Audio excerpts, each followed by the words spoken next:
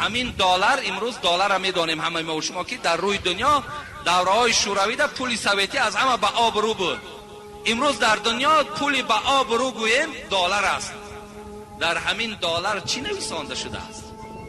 دولت امریکا، دولتی که امروز گویم پیشرفتش از همه دولت ها گذشته است.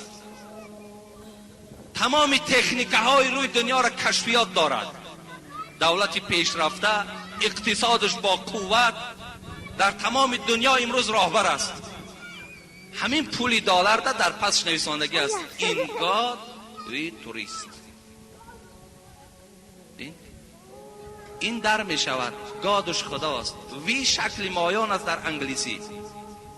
مایان در وجود خدا باوری داره. در پشت دلار کلان کلان نویسانده شده است ما در وجود خدا باوری داریم. اون که عالم ها با معلم هاش باور کردن، همین تو باور نکردی میلش آخی. آی دانشجوها غمگین شدن، من به خدا قسم پروای ندارم. برای چی؟ برای که پروردگار گفته و من کفر فإن الله غنی حمید. اگر روی دنیا که کافر شود ای بنده های خدا ترس، پروا نکنین، خدا دوزخ دارد عذاب